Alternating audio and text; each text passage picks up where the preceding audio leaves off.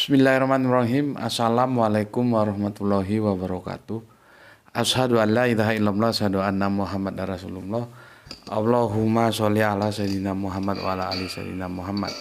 Kama sholaita ala sayyidina Ibrahim wa ala ali sayyidina Ibrahim bil alamina innaka Hamidum Majid. Sebelumnya kita panjatkan dahulu doa kepada Gusti Allah yang Agung untuk saudara-saudara kita yang telah memberikan sholawatnya kepada channel dakwah ini sehingga channel ini dapat eksis ya, dengan setia hadir dalam ruang-ruang diskusi kalian semuanya dimanapun kalian berada.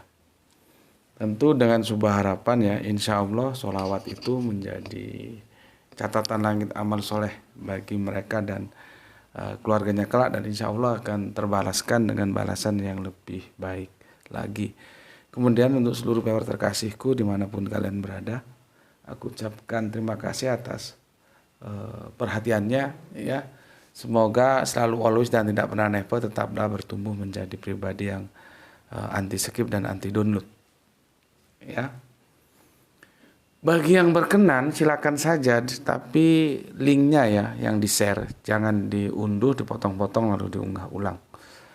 Kemudian untuk seluruh dari kalian semuanya, aku nggak bisa sebutkan satu persatu, aku ucapkan terima kasih atas doa-doa baiknya, dan semoga kebaikan doa itu juga tercurahkan bagi yang mendoakan.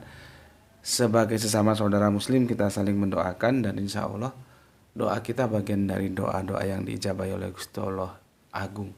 Amin amin ya rabbal alamin. Oke, kita lanjutkan kajian kita ya, dan terimalah salam dari aku, salam Isra. Karena itu kopinya Bapak mana? Minum kopi dulu. Bismillahirrahmanirrahim.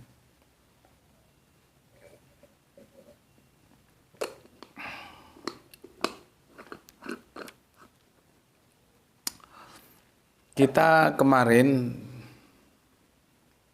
mengunggah sebuah kajian yang itu keluar dari tajuk kajian utama kita, makanya itu aku bikin tersendiri, tidak masuk dalam playlist ya.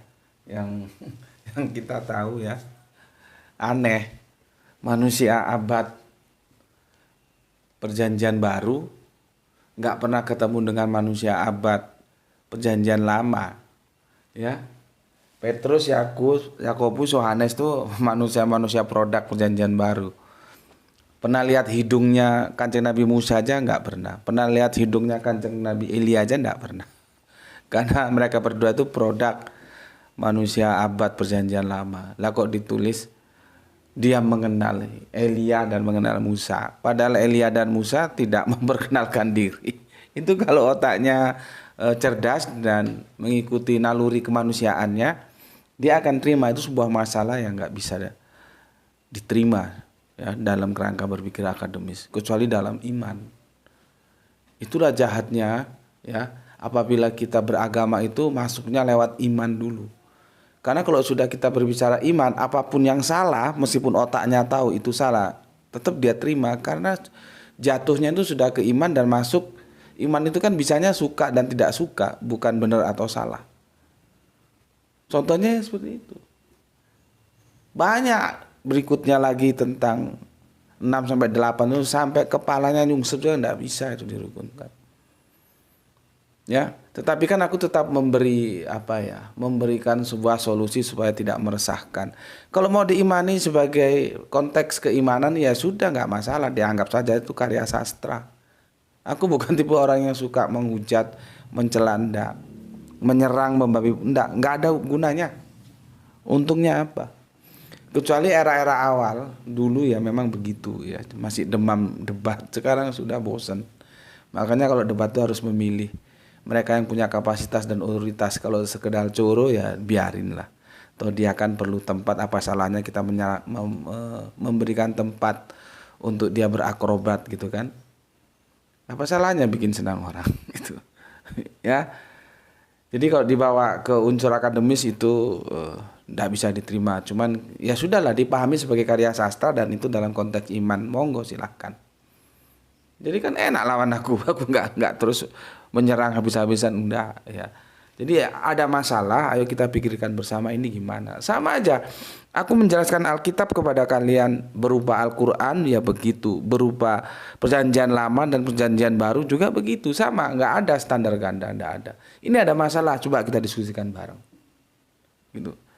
Jadi kalau sudah tahu begitu, ya kalian yang melihat aku dari perspektif kerangka berpikir seperti itu kalian tahu harus bersikap gimana. Ya, karena yang namanya saling mencela itu bukan tipologi seorang yang beragama. Enggak. Kalaupun dia beragama itu sebatas mulutnya saja, tapi perilakunya itu tidak lebih dari seekor binatang. Ya.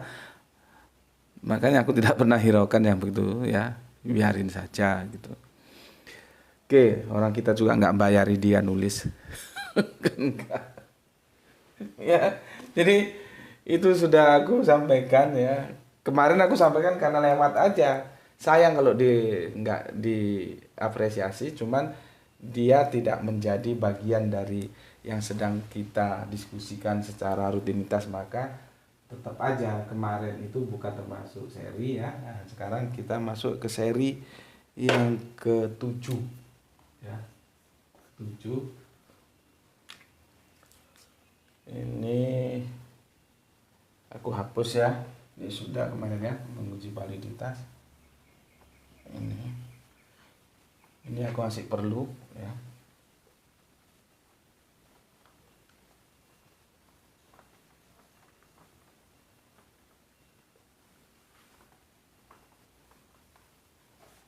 Oke, aku beri introduction lagi nanti supaya kalian bisa ngikuti ya, bisa ngikuti. Kemarin aku punya PR, hantu itu bahasa Yunaninya itu pantasma, lalu kita menjadi fantasi. Ya, itu hantu. Dan masyarakat Israel pada saat itu sudah mengenal hantu. Makanya ketika Yesus datang ya, ketika mengejar ya para murid yang diombang-ambingkan air danau air laut itu ya, malam-malam itu yang pernah kita bahas kan, dikirain muridnya kan itu hantu gitu. Terus Yesus meyakinkan, enggak, aku bukan hantu gitu ya, ini ada kulit, ada daging, ada segalanya itu. Jadi bisa kita tarik kesimpulan bahwa masyarakat kala itu sudah mengenal hantu gitu ya. Tapi ya bicara makhluk metafisik itu agak sulit. Hantu itu apa coba? Apa definisinya hantu? Kalau ada orang mati terus nemuin seseorang, itu hantu atau bukan? Udah jadi hantu gitu. Apalagi kalau ada orang kecelakaan gitu. Ya.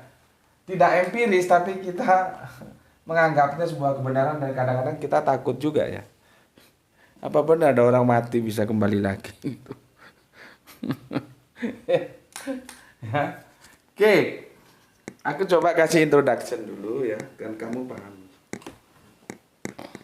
Kenapa sih aku menggagas ini berseri-seri ya? Yang awalnya dari engkau kan nabi yang akan datang, dan akhirnya ke sini karena kita berbicara kebangkitan, dan ini meskipun ini bagian dari engkau kan nabi yang akan datang, cuman aku nggak main-main ya menjelaskannya, berusaha sampai aku ulang supaya kamu benar-benar paham. Masalahnya di mana sih? Kok sepertinya menjadi begitu penting? Maka aku jelaskan, dan ini bukan sepertinya begitu penting, memang penting ini. Aku kan sudah bilang bergeser ya. Yesus yang rohani itu ya. Ini masih ada ini. Yesus yang rohani oleh Paulus itu dipahami oleh publik kekristenan sekarang, karena kekristenan sekarang itu Injilnya Injil yang kanonik itu, dia menjadi Yesus yang ragawi. Itu loh. Ya. Jadi kalau kita baca tulisan-tulisan Paulus dalam surat-suratnya, dia konsisten. Ya, dia konsisten bahwa Yesus itu dibangkitkan itu dalam wujud roh. Tidak beleger seperti kita ini, tidak beleger gini, tidak. Yang namanya roh itu nggak bisa didiskusikan ya, seperti apa. Orang dia metafisik bukan fisik. Ya sudah cukup seperti apa yang dia bilang di awal ketika dia menyusun Injilnya yang itu berbeda dengan Injil-Injil yang lain, dan itu sudah kita diskusikan. Jadi Injil yang diwartakan Paulus itu sama Injil yang kanonik sekarang beda. Injil yang kanonik itu mewartakan kebangkitan Yesus itu dalam perspektif bleker gini loh. Ada daging, ya, ada kulit, ada daging, ada tulang, ya seperti kita ini. Itu yang diwartakan oleh Injil Matius, Markus, Lukas, dan Yohanes. Sementara Injilnya Paulus tidak mau. Dia itu mengatakan bahwa Yesus itu hadir dalam kebangkitan rohani, bukan kebangkitan ragawi.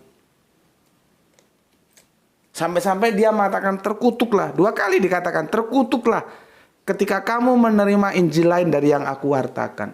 Artinya dulu itu terjadi polemik, cuman kan karena orang itu sudah ucuk-ucuk beriman tanpa tahu dulu bagaimana proses berita yang kita terima dari perjanjian baru ini. Akhirnya ya begitu saja. Dikasih tahu ya seperti babi budek. Cuman kan bukan kewajiban kita juga untuk menjadikan mereka tidak tahu menjadi tahu, itu bukan. Kita hanya memberitahu, masalahnya dia mau tahu apa enggak. Ini ada problem dan ini berat problemnya. Kenapa beratnya? Dalam Injil Paulus, Yesus itu kebangkitannya rohani. Sedangkan dalam Injil-Injil yang kanonik itu kebangkitannya ragawi. Sudah nggak ketemu ini. Makanya Paulus mengecam, ya, terkutuklah kau sampai 2 kali. Itu kemarin sudah kita pelajari, ya. Kamu menerima Yesus yang lain, kamu menerima Injil yang lain, terkutuklah kau. Tidak menerima seperti yang aku ajarkan, gitu.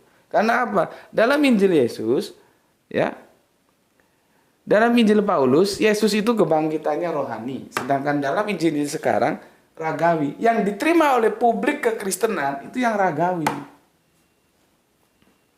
Kan nggak ketemu ini. Dan Paulus konsisten sampai di sini juga tetap rohani. Kan di sini yang didengar itu bukan, yang didengar suaranya Yesus, yang dia ngaku Yesus kan. Kemarin kita ya sudah ada yang terjebak, sudah tenggelam dia, ya sudah biarin. Nanti dia sadar sendiri, dia bangkit menjadi lebih baik lagi, ya syukur kalau mau.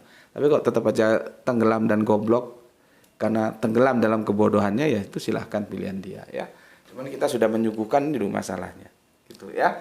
Oke, di sini itu kan cahaya.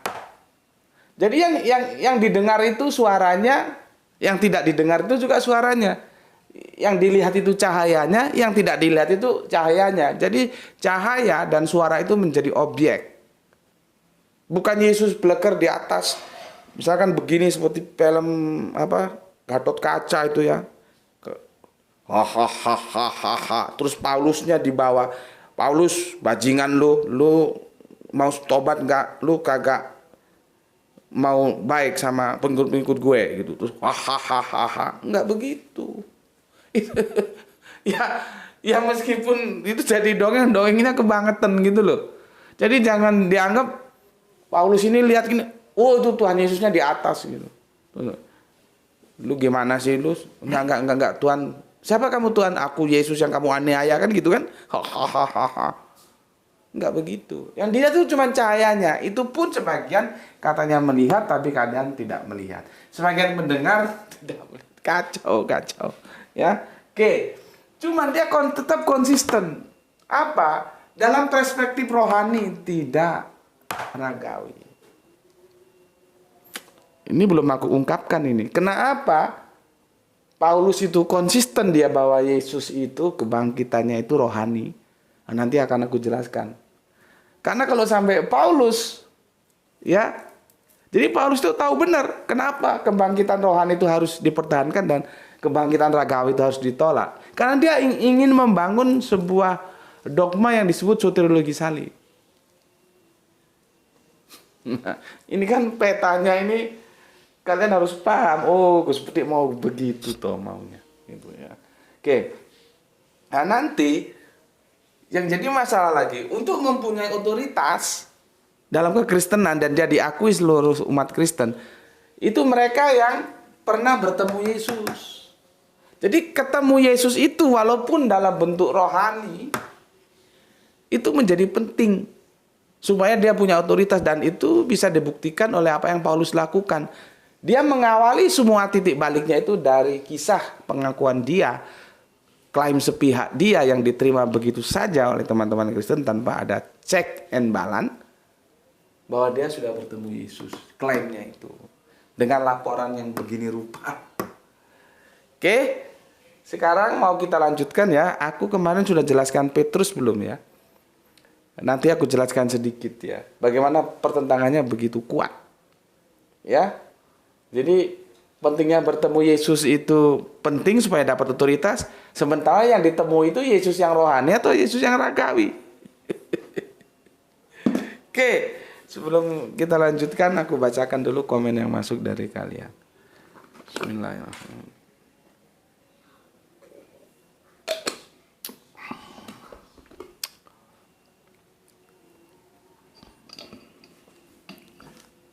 Aduh,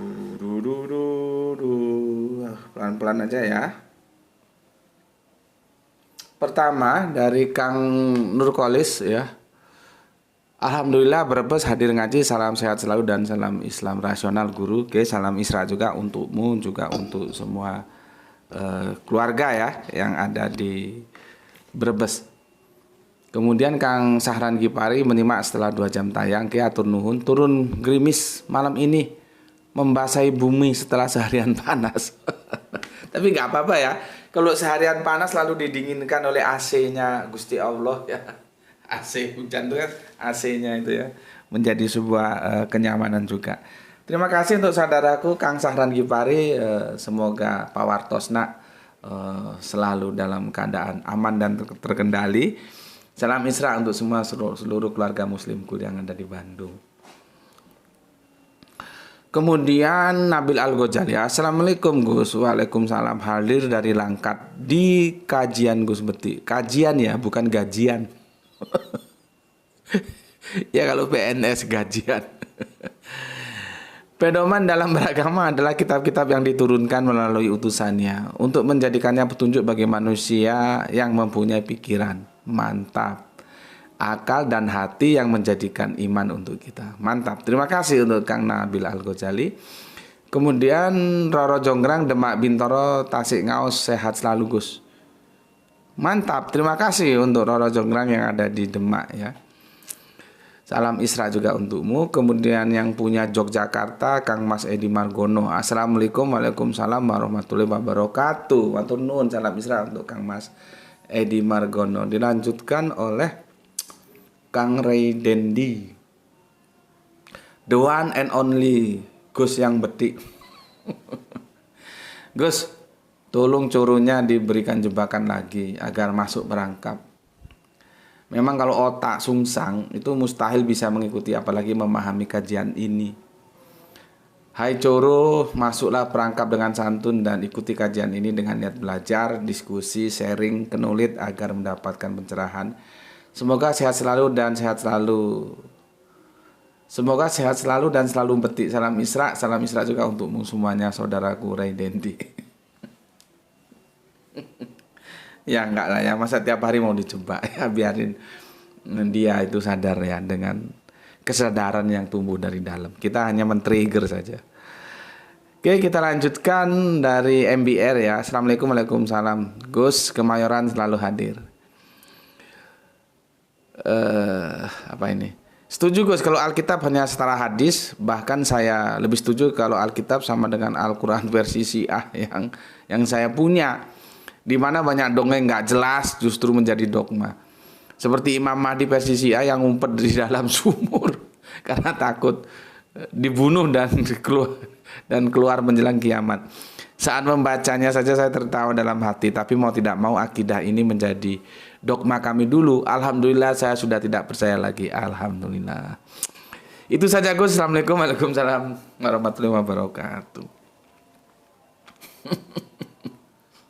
Ngumpet. Berikutnya Kang Raden Pengkuh. Assalamualaikum Cak. Waalaikumsalam. Singosari nyimak, kangen katenang utap udan terus. Kangen mau ke Batu hujan terus. Ya memang musimnya hujan. Leh, yang ini dicas leh, habis casnya leh. kamu ambil dulu. Jangan di situ biar nggak sebentar. Nah. Oke. Ya jelas orang sekarang musim hujan ya mesti hujan terus. Nanti kalau sudah musim kemarau ya kemarau terus gitu. Nggak bisa dilarang, nggak bisa diminta. Musim duren nggak bisa dilarang. Oh stop, jangan musim duren, nggak bisa. Begitu nggak musim duren kamu musim, nggak bisa juga. Itulah yang namanya bahwa kita dalam otoritas Gusti Allah Agung yang Maha Kuasa. Dia megang otoritas itu, kapan musim ini, kapan musim itu, gitu ya. Matur nuwun Kang Mas Raden Pengko. Kemudian Satrio Bagus Jakarta Nyimagus, mantap, terima kasih, salam Isra untukmu. Gispati alhamdulillah nomor 2 siap pasang otak Tuan Guru. Salam Isra dari Palu, mantap. Bu Ne menyimak sambil menunggu waktu subuh. Salam Isra juga untukmu Bu Ne, untuk semua keluarga yang ada di Banjarmasin. Dilanjutkan Kang Irfan Al-Akbar. Nah, validitas ini yang sulit ditemukan dalam Bible. Masih menyimak dari kelinci. Sulit memang. Makanya supaya dia tetap terhormat kan dikelompokkan menjadi hadis. Itu suatu langkah yang cukup bagus. Seperti yang dilakukan oleh Pak dosen dari I3 itu. Itu yang bagus gitu loh. Karena tidak bisa dia dipertahankan sebagai kitab suci kok saling hantam antar ayatnya gimana? Kan enggak bisa. Kalau hadis tuh dia masih dimungkinkan gitu ya. Oke, kemudian Kang siapa ini? Sam Wahyu Junaidi. Assalamualaikum Gus. Waalaikumsalam. Gus, apakah Kristus Sang Firman tergolong ke dalam alam suci yang kini merupakan wilayah Tuhan sendiri, atau tergolong ke dalam tatanan ciptaan yang rentan? Salam Isra. Lah kan aku sudah bilang kemarin kajian 2 hari yang lalu, Yesus itu ciptaan. Kamu nggak perhatikan. Makanya kalau diajar itu perhatikan. Lihat di kitab Kolose sama kitab Wahyu kan kemarin 2. Tanya Irfan Al-Akbar itu, kalau nggak salah 2 atau 3 hari yang lalu. Yesus itu tidak mencipta karena dia ciptaan dan tidak. Gini tajuknya. Yesus tidak mencipta. Gitu, dan apa nih kemarin dia coba lihat deh. Yesus tidak mencipta atau apa gitu. Kan di sana sudah dijelaskan. Jadi firman itu ya tidak merupakan wilayah Tuhan sendirian, enggak gitu ya. Orang dia juga tidak mencipta kok. Ada tuh. Gitu ya. Kayak gitu Kang Wahyu Junaidi ya. Jadi dia ya ciptaan. Oke, selanjutnya Kang Hermana Natawijaya Turnuhun. Sebentar. Nah, ini loh Sam Wahyudi, ini berapa? Masih 2 hari yang lalu ya? 3 hari yang lalu ini sudah kita unggah. Gimana kamu diperhatikan dong. Ini tajuknya nih. Ya, ini ya, dilihat di sini penjelasannya. Oke. Sekarang kita dari Singosari Malang ke Bandung langsung ke Kota Cane ya, Aceh. Dari komen-komen di bawah saya makin yakin tipu daya setan itu nyata. Tipu daya setan. Dah jelas-jelas diragukan isinya yang nabrak sono sini, tapi masih tetap ada yang maksa untuk mengimani dan membela. Salam Isra dari anak Kota Cane. Ya begitulah, tapi kan bukan kewajiban kita untuk menjadikan mereka tahu dari yang tidak mau tahu. Ya sudah, yang penting sudah dijelaskan begitu ya. Dan itu semua efek karena agamanya dibangun atas iman dulu, bukan tahu dulu. Apapun yang sudah diimani, kalau misalkan itu salah, itu jadi benar. Karena sudah iman dulu. Oke. Kita orang-orang modern yang berpikirnya tahu dulu baru beriman. Ya. Kemudian soleha kita, hatur nuhun, terima kasih untuk saudaraku yang ada di Aceh. Salam Isra untuk semua saudara muslim yang ada di Aceh ya. Khususnya untuk Kang Mas Arfa Solo dari Kota Cane. Berikutnya soleha kita Aisyah dari Surabaya hadir nyimak. Monggo matur nuhun. Dilanjutkan oleh Kang Mas kita dari Pandaan Samsul Yatim. Salam Isra. Jeruh itu dalam. Jeruh ngalang-ngalai sumur bor Gus. Sumur bor aja karena dalam. Tapi kalau otak haki jongkok ya sulit. Meskipun sudah jelaskan kajian sedalam sumur bor yang katanya sumur bor kalah dalam, kalah jeruk katanya Samsul Yatim. Tetap aja seperti babi budek gitu ya, nggak apa-apa, biarin aja. Tuh aku sudah bilang kemarin, aku menjelaskan ini untuk bukan diberikan kepada kecoa-kecoa itu, tapi untuk kalian, untuk PR muslim ya. Jadi kalaupun kalian nggak ditanyai, seandainya ada pertanyaan kalian sudah ngerti duduk permasalahannya di situ gitu ya. Oke. Selanjutnya untuk bocil nob. Wah, siapa lagi bocil nob ini? Terima kasih Kang Samsul Yatim ya. Semoga dalam ridho Gusti Allah yang agung dan selalu terlindungi dalam setiap perjalanannya. Ya, salam Isra untuk semua saudaraku yang ada di Pandaan. Bocil nob, assalamualaikum. Waalaikumsalam Gus Beti. Punten Gus Beti, kula badhe tanglet. Saya mau tanya gitu. Katanya KN ini apa ya? Katanya kalau menyembah Allah tanpa kita ketahui itu katanya musyrik. Benar Gus Beti? Aku nggak tahu maksudmu. Bagaimana kita menyembah yang kita tidak tahu itu apa ya? Gimana? Kok kamu bilang kalau menyembah Allah tanpa kita ketahui katanya musyrik. Mana mungkin kamu menyembah Allah kalau kamu tidak tahu siapa Allah? Aneh kamu pertanyaanmu. Gimana sih ya? Misalnya kita datang ke musola, otomatis kita beribadah, pasti setiap musola masjid kan ada kaligrafi seperti nama Kanjeng Nabi dan Allah. Terus semua orang jamaah pasti menyembah, beribadah melihat kaligrafi itu. Siapa? Kamu bilang ngawur kamu. Siapa yang melihat itu? Enggak, di langgarku justru enggak ada kaligrafi. Enggak ono, itu suka-suka aja. Dan aku pun tidak setuju penulisan kaligrafi seperti itu. Karena ditulisnya setara, aku enggak setuju. Gini lihat, coba perhatikan. Di sini nampak loh. Kan begitu di sini dan di sini. Menjadi setara dia.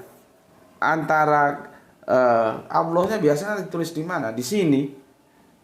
Antara Gusti Allah dan Kanjeng Nabi menjadi setara. Gini. Inilah repotnya kalau kita memvisualisasikan, mematerialkan sesuatu yang kudus. Tahu kudus ya? Terpisah. Kudus itu bukan suci, terpisah. Sebetulnya bahasa Arabionnya kudus itu berasal dari atau sama dengan bahasa Ibraniun kados. Kados, maka dia terpisah dari kita atau disebut transenden dengan kita imanen. Dia setara, aku nggak setuju ini. Seharusnya justru Kanjeng Nabi itu gini, itu di dalamnya Allah. Gitu loh. Ini Gusti Allahnya. Begitu.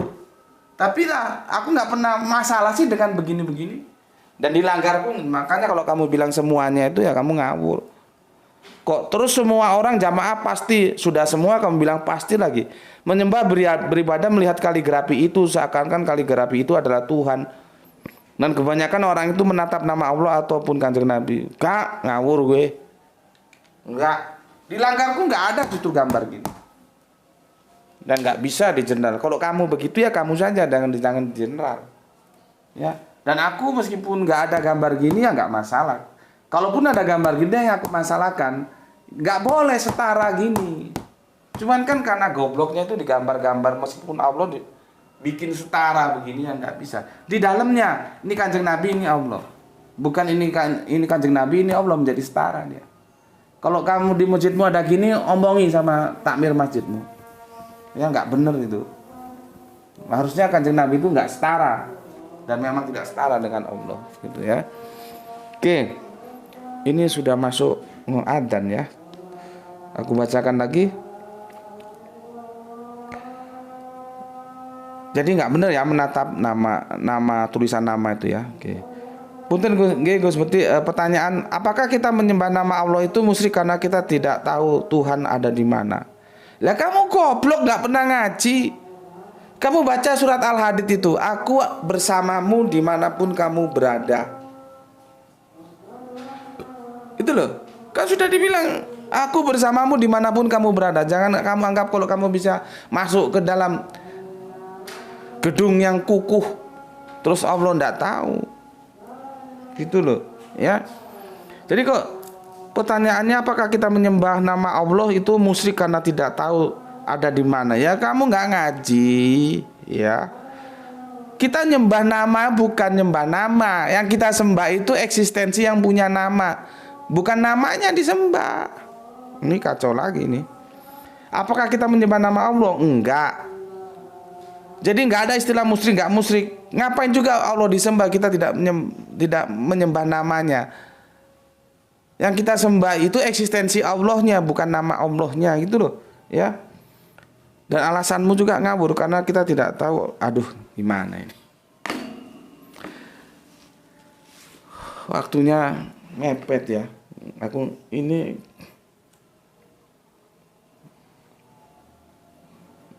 Rini E11 ya. Rini E yang ketiga ya. Terima kasih. Edi Margono. Assalamualaikum, waalaikumsalam. Terima kasih sudah ya.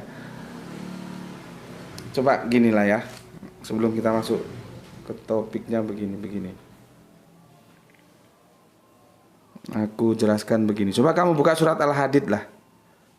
Kamu buka surat Al-Hadid ya, ayat berapa itu yang tentang wal awalu wal akhiru itu. Ya. Ini kan di sana dijelaskan, aku bersamamu dimanapun kamu berada. Ya. Terus ada lagi itu sebentar ya. Oh, ayatnya 4. Ya. Quran surat Al-Hadid ya. Jadi kesini kita. Enggak wes, aku jawab sekilas saja nanti jadi melenceng. Quran surat Al-Hadid ayat 4 ya. Dialah yang menciptakan langit dan bumi dalam 6 masa, kemudian dia bersemayam di atas ars. Sudah kita pernah kaji bagaimana cara memahami bersemayam di atas ars. Dia mengetahui apa yang masuk ke dalam bumi dan apa yang keluar dari dalamnya, apa yang turun dari langit dan apa yang naik ke sana. Dan dia bersama kamu di mana saja kamu berada. Kok nggak tahu kamu di mana Allah? Oke.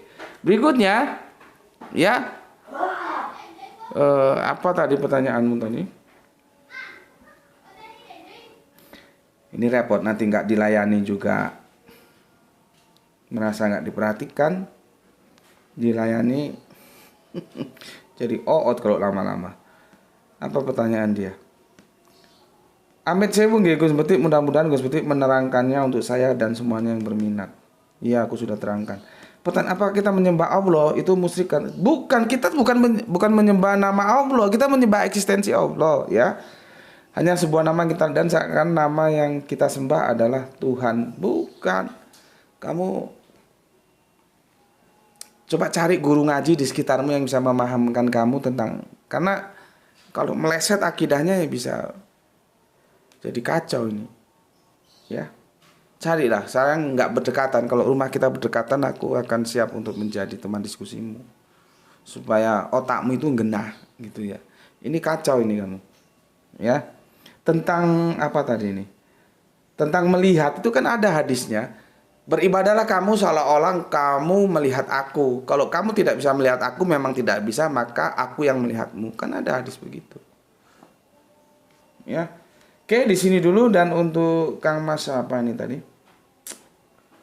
Bocil Nob, aku kasih saran ya. Kalau ini aku jelaskan khusus, perlu video khusus. Kalau di sini aku jelaskan nanti dia akan oot ya. Tapi setidaknya aku tetap memberikan apresiasi seperti tadi. Dan aku sarankan coba cari siapa kira-kira yang di sekitar rumahmu yang bisa, ya guru-guru ngaji atau siapa yang otaknya sedikit cerdas gitulah, bisa menjelaskan sama kamu. Karena kalau enggak kamu justru keblangsak nanti. Pertama, kita tidak pernah menyembah nama Allah, yang kita sembah eksistensi Allah. Yang kedua, kita tidak akan pernah melihat Allah. Jadi kamu nggak usah cari-cari di mana melihat Allah. Ya, justru Allah yang melihat kita. Itu aja ya. Oke, ini aku mau sholat asar dulu ya. Nanti kita lanjutkan ya. Kita sholat asar berjamaah. Dan alhamdulillah komennya sudah aku baca semua. Nanti kita langsung masuk ke materi. Aku izin sholat dulu. Bismillahirrahmanirrahim. Alhamdulillahirabbil alamin.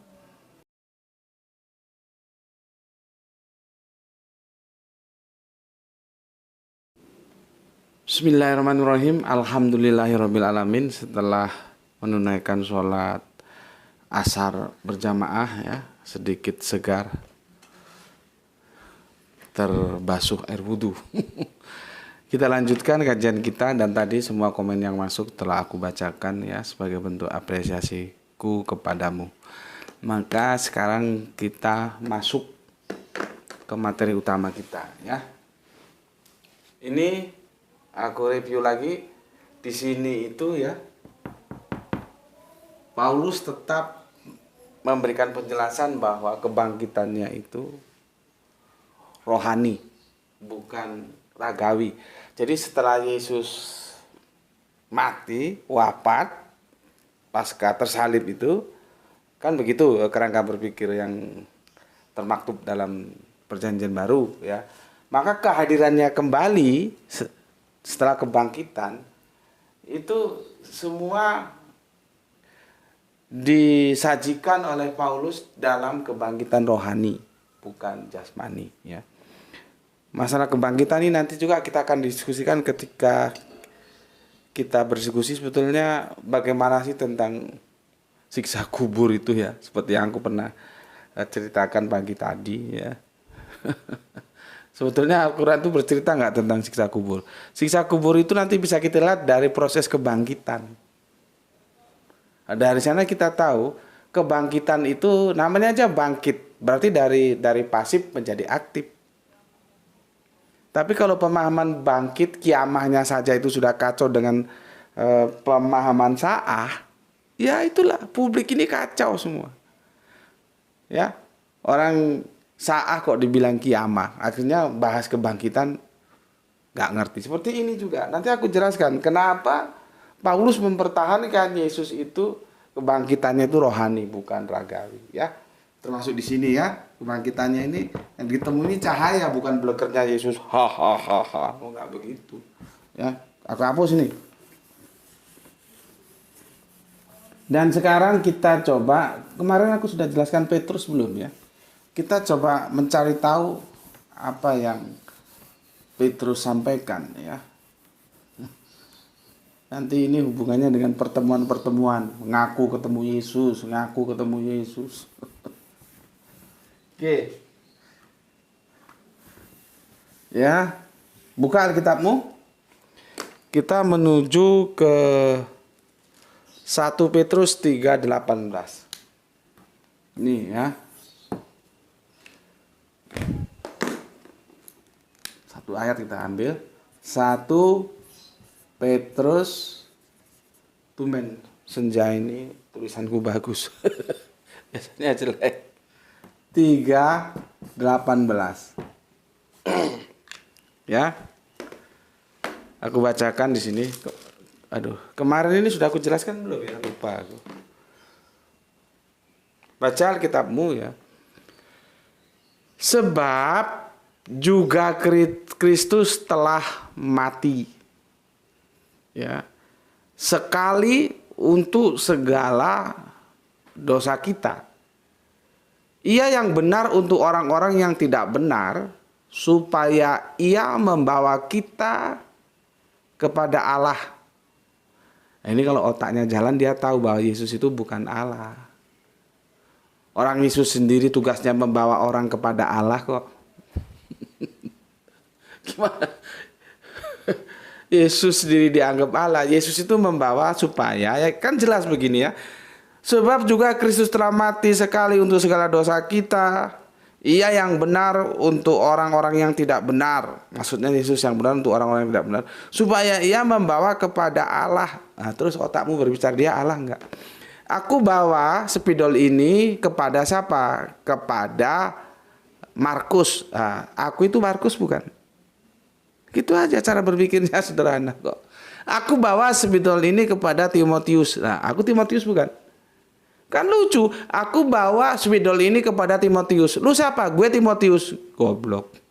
Timotius membawa spidol kepada Timotius itu gimana? Tapi itu hal lain lah ya. Cuman kalau dia mencari kebenaran, itu sudah menjadi pemikiran dia yang dalam perenungan untuk mencari jawaban. Oh, kok begini ya gitu. Ya. Oke, kita fokus ke sini aja dulu. Ia yang telah dibunuh dalam keadaannya sebagai manusia, tetapi yang telah dibangkitkan menurut roh. Jadi dia dibangkitkan, makanya kebangkitannya rohani bukan ragawi. Kebangkitan menurut roh. Aku tulis gini ya, kebangkitan menurut, nih gua tulis gede-gede nih, roh.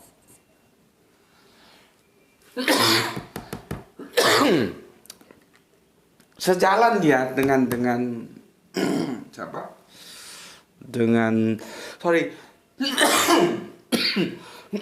Aduh tersedak. Sejalan dia dengan Paulus. Ya. Jadi kebangkitan menurut roh, bukan kebangkitan menurut raga, bukan. Nah, ini teksnya begitu kok, masa aku mengada-ada sih? Kan ya tidak mungkin aku mengada-ada. Berpikir secara akademis itu kan berpikir literal. Literasinya begini, kebangkitan menurut roh. Terus mau lu lawan? Enggak, itu Yesus beneran, ada daging, ada kulit, ada seperti ini. Enggak apa-apa kalau kamu mau bertahan seperti itu ya. Nanti kepalamu sendiri yang jungkel. Karena kamu harus memilih satu di antara dua. Seperti apa? Seperti yang akan kita lihat dalam Lukas 24:39. Nih. Ini benturan lagi nih. Lukas 24:39. Ya. Apa katanya?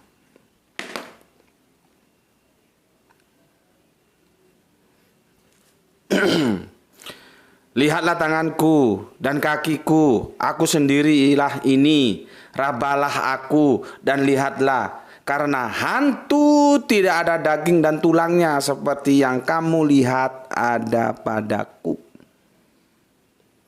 Jadi Yesus untuk meyakinkan bahwa dia bukan hantu. Gitu loh.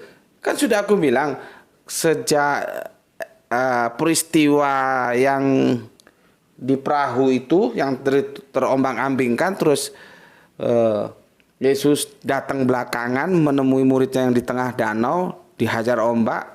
Muridnya kan kaget, dikirain hantu. Ya. Dikirain hantu. Sekarang definisikan hantu juga kita bagaimana? Ya. Hantu itu fantasma. Fantasma.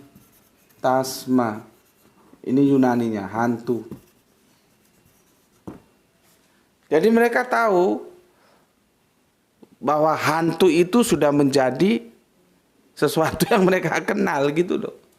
Nah, si Paulus berjibaku, dia harus menampilkan Yesus tidak sebagai hantu. Gitu loh. Kan dia bikin ini ya. Aku baca lagi ya. Lukas 24:39 ya. Sebab jika Kristus telah mati sekali, lihatlah tanganku dan kakiku sendirilah ini. Rabalah aku dan lihatlah, karena hantu tidak ada daging dan tulangnya. Ya. Seperti yang kamu lihat ada padaku. Nah, sekarang kita lihat Lukas 24:39 itu perikopnya apa? Ya. Supaya kita nggak salah arah. Lukas 24:39.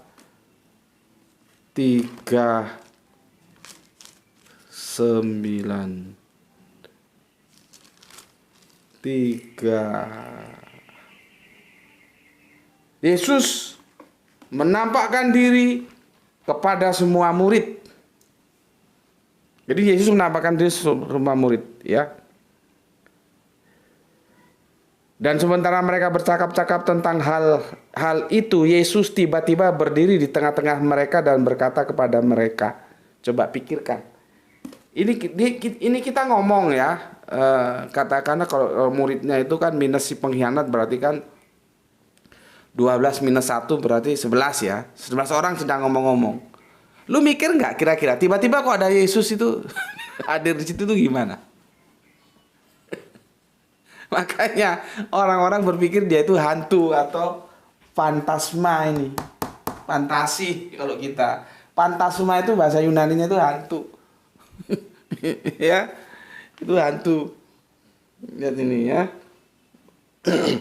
Dan sementara mereka bercakap-cakap tentang hal-hal itu, Yesus tiba-tiba lewat itu berdiri di tengah-tengah mereka dan berkata kepada mereka, damai sejahtera bagimu. Ya. Mereka terkejut dan takut. Kenapa? Ini orang sudah kagak ada, tiba-tiba hadir di tengah-tengah kita gitu loh. Dan menyangka bahwa mereka melihat hantu. Gitu loh, ya. Cuman kalau dia bukan hantu, bagaimana dia bisa hadir dalam ruang dan waktu seketika? Itu kan jadi masalah juga, ya.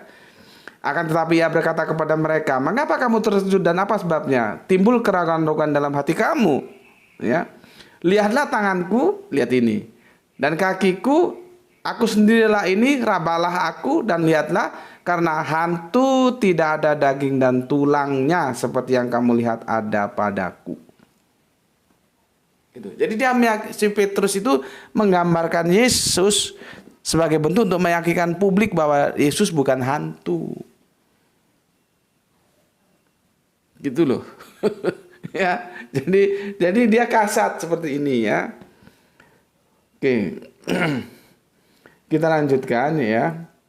Sambil berkata demikian ia memperlihatkan tangan dan kakinya kepada mereka, dan ketika mereka belum percaya karena girangnya dan masih heran, berkatalah ia kepada mereka, adakah padamu makanan di sini? Ini yang biasa kita pertanyakan ya.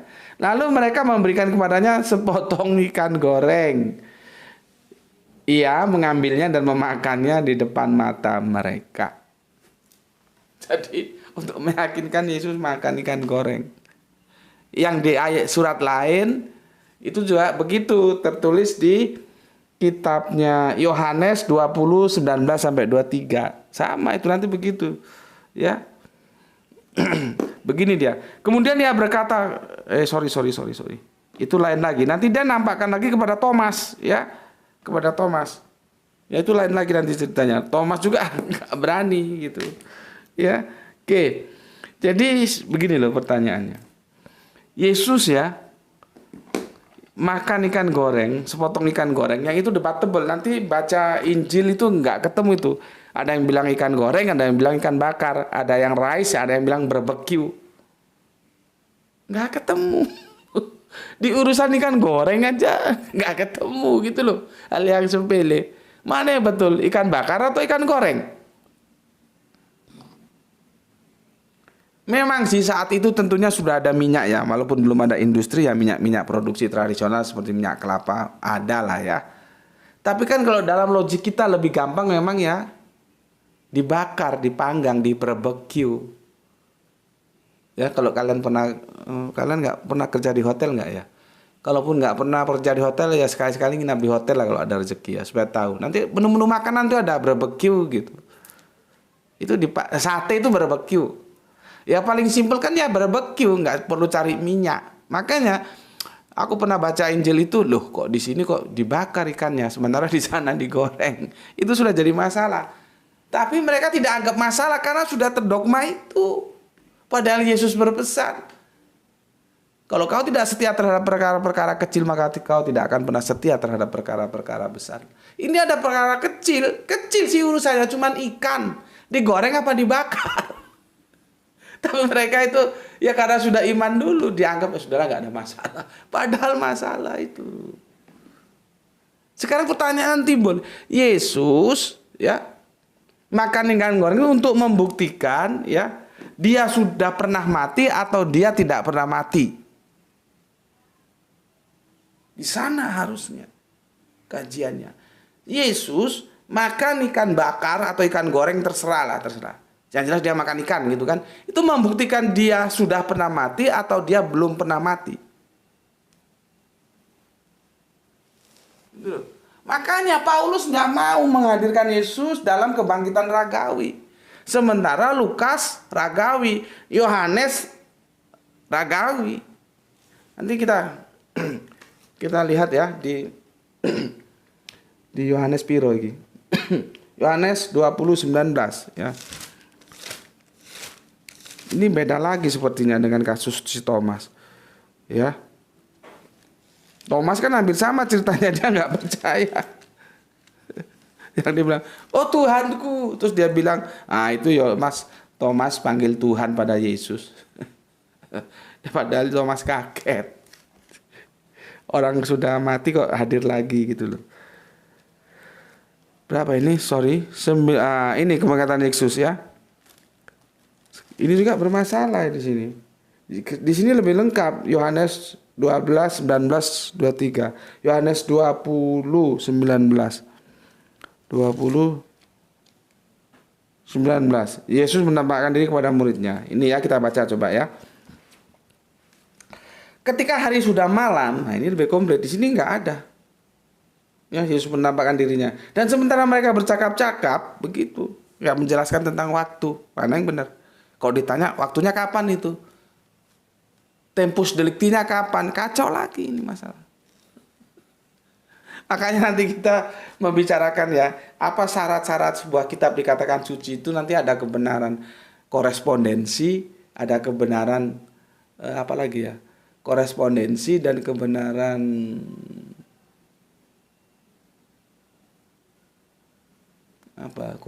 lupa aku ya, nanti aku jelaskan kalau kita sampai ke sana ya. Ini korespondensinya kacau, di sana bilang A, di sini bilang B. Nah. Oke. Mana ini? Nah, ini ya. Yesus menampakkan diri kepada semua murid. Yohanes ini di Lukas, di Yohanesnya. Di Yohanesnya, Yohanes 20:19. Ketika hari sudah malam pada hari pertama minggu, berkumpullah murid-murid Yesus di suatu tempat dengan pintu-pintu yang terkunci. Ya, pintu-pintu yang terkunci. Karena mereka takut pada orang-orang Yahudi. Nah, lihat. Takut kepada orang-orang Yahudi. Karena apa? Takut dihabisi. Terus bagaimana tokoh sentralnya yang namanya Yesus yang diberitakan sudah mati tersalib, ternyata 40 hari berkeliaran dalam ranah publik yang itu ditonton sekian banyak orang, 500 orang. Masa sih tua-tua Yahudi itu tidak punya telik sandi yang telah bekerja sama dengan penguasa penjajah Rom saat itu? Kan nonsen. Kok bisa dengan aman gitu loh? Kan ada mata-mata. Oh, ini kan kemarin disalib kok sekarang masih hidup lagi. Pegang lagi, salib lagi, kan begitu seharusnya. Jadi aku ingin men-trigger kamu sebagaimana kamu otakmu bekerja. Percaya nggak dengan cerita Yesus itu ketemu dengan orang sebanyak 500 orang apa 5.000 orang itu sebelum akhirnya dia akan naik ke atas langit. Kan 40 hari dulu dari kebangkitan itu dia silaturahmi gitu, berkeliling gitulah kira-kira ya. Baru terangkat ke langit. Itu bener enggak? Oke, kita lalui aja dulu itu ya, karena banyak permasalahan memang di dalamnya. Ya. Ulangi lagi, ketika hari sudah malam pada hari pertama minggu itu, berkumpullah murid-murid Yesus di suatu tempat dengan pintu-pintu yang terkunci karena mereka takut kepada orang Yahudi. Perhatikan, pintu terkunci. Pada waktu itu datanglah Yesus berdiri di tengah-tengah mereka dan berkata, damai sejahtera kepadamu. Nah, deskripsi ini di Injil Lukas nggak ada. Tiba-tiba mereka berkumpul dan ucuk-ucuk Yesus hadir gitu. Kalau ini deskripsinya enak ya. Dimulai dari ketika hari sudah larut malam pada hari Minggu pertama, kan enak ceritanya. Mereka berkumpul. Nah, kalau di Lukas langsung berkumpul. Yang menariknya di sini pintu-pintu terkunci. Ya, karena takut pada orang Yahudi. Pada waktu itu datanglah Yesus berdiri di tengah-tengah mereka dan berkata, damai sejahtera bagimu. Mereka itu terkunci di mana? Di dalam rumah. Berarti Yesus kan tidak ada di dalam rumah. Bagaimana diceritakan tiba-tiba Yesus di dalam rumah dan berkata, damai sejahtera bagimu. Dia menembus ruang dan waktu kan. Coba, ada orang dikabarkan sudah koid. Tiba-tiba kamu ngobrol, semua rumah kamu kunci. Kok ujuk-ujuk dia ada di sampingmu berdiri. Apa kabarmu, brother? Gitu. Apa kabarmu, guys? Gitu. Otakmu mikir kemana? Loh. Tapi Markus, Yohanes itu berjibaku untuk meyakinkan bahwa itu bukan rohani. Itu ragawi. Kebangkitannya itu kebangkitan ragawi. Makanya aku bilang bergeser dia. Ya, bergeser ya. Tubuh kebangkitan Yesus dari rohani ke ragawi, bergeser. Ya. Itulah yang dimaksud Yesus, Injil yang kuberitakan itu bukan Injil yang kamu terima dari orang-orang itu. Ya, aku lanjutkan dikit ya. Dan sesudah berkata demikian, ia menunjukkan tangannya, menunjukkan lambungnya kepada mereka murid-murid itu bersukacita. Dan ketika mereka melihat Tuhan, ya, jadi mereka melihat Tuhan bersukacita.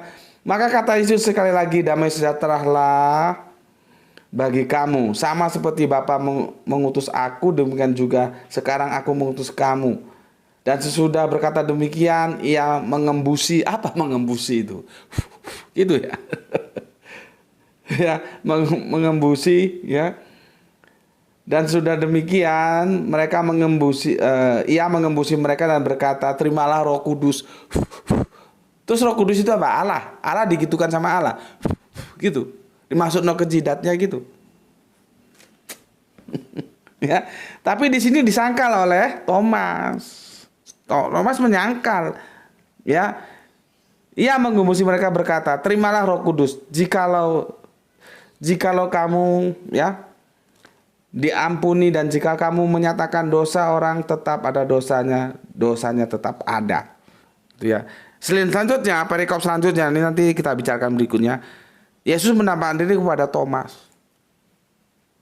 Jadi nanti ini ya, antara kebangkitan roh dan kebangkitan ragawi membelah kekristenan menjadi dua pemahaman, yaitu yang kita sebut nanti pemahaman gnostik ya, dan pemahaman proto-ortodoks. Ini jarang dibicarakan karena secara mayoritas akhirnya meskipun menerima Paulus, jadi kadang-kadang aneh ya. Mereka menerima Paulus sebagai tokoh penting tapi menolak kebangkitan roh, yang mereka tolak kebangkitan ragawi.